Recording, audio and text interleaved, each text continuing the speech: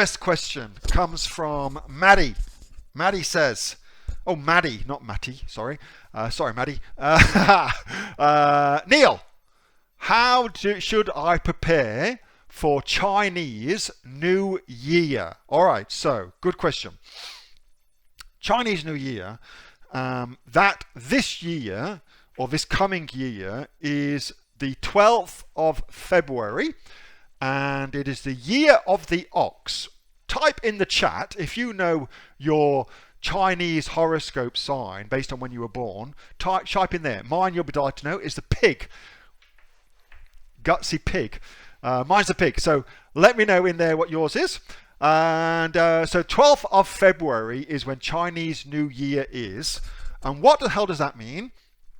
Well, China, essentially, for our purposes as sellers and importers / exporters, China pretty much shuts down for 3 weeks. So like 10 days before, 10 days afterwards, it's a complete shit fight.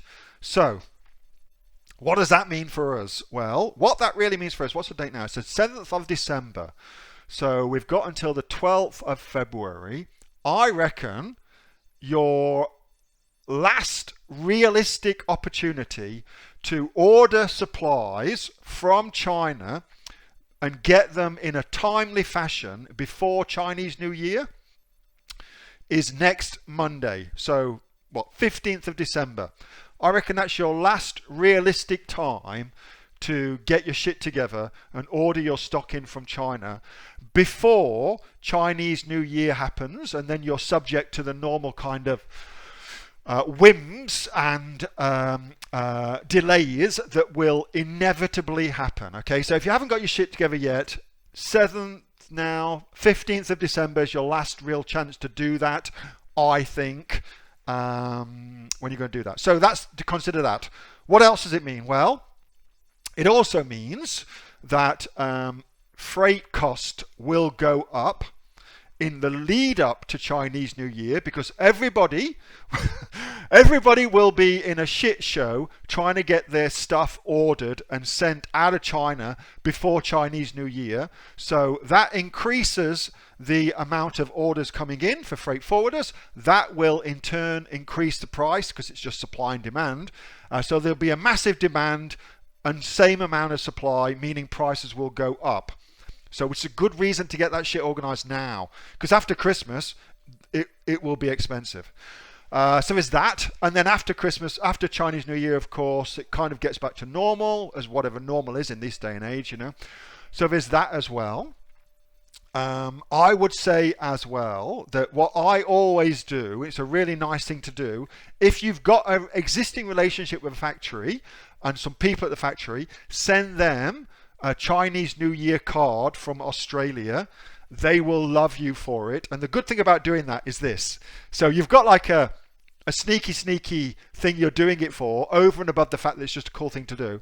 But if you do that, and you need your shit organized and you need to get pushed to the front of the queue, it's much easier to get to the front of the queue if you've been nice to the factory. Does that make sense? So it's well worth doing for that as well.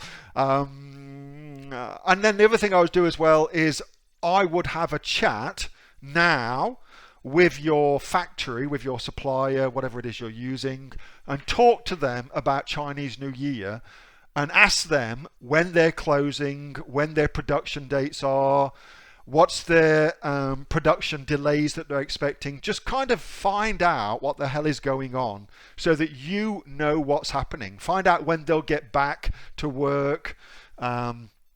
All of those things, you really want to find that out. So do all that now. Do all that now. And as I said, oh, one other thing as well, which is a little bit more advanced, and most people, I think, do this anyway, but just in case. Two things actually. So first thing is, it's not a good idea right now to send anything ex-works. Well, you could do it right now, and probably next week is still cool, but then the week after, after that, it's not a good idea to use ex-works or any other thing. It's best to use FOB, free on board, And if you don't know what the hell that is, it's just an Incoterm meaning, you know,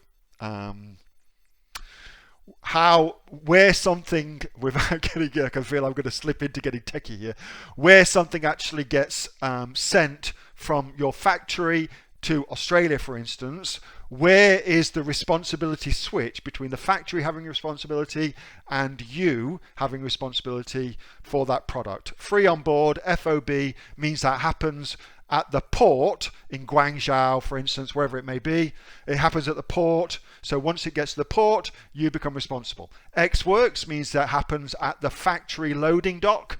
And there's sometimes you want to use Ex Works, but right now in the run up to Chinese New Year, do not. It's a bad idea. The other thing as well, I have for some time now been using rail freight to get my products from China specifically into Europe. So if you're selling in Europe, so Germany, France, Spain, Italy, which is shit, but anyway, Germany, France, and Spain, pretty good markets, and you're sending your stuff from China, you should send it rail freight because it's actually really quick. It takes like 12, 13 days compared to 35 days for sea freight. And Chinese New Year, not many people use rail freight because it's one of those things that not many people think about, and so you don't really get the same shit with regards to shipping and things like that. Okay, so little tip for you, if you're selling in Europe, use rail freight. So there you go. Oh, I don't know. Could we send a bottle of wine? No, you cannot. Don't you know about the trade thing that's happening between China and Australia? Wine is one of the things that China's not accepting into China anymore. Aussie wine, which is a complete shit fight.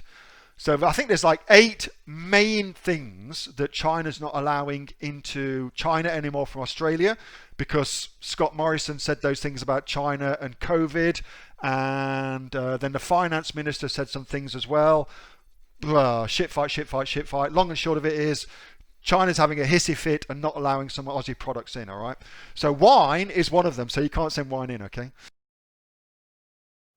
Hey, Neil here. Just before you go away, that was a question that I got asked on my regular Monday night Q&A session, which I have with the members of the Aussie Online Entrepreneurs. So if you're interested in joining us as an Aussie Online Entrepreneurs, then you can click on the link below to find out a lot more about that.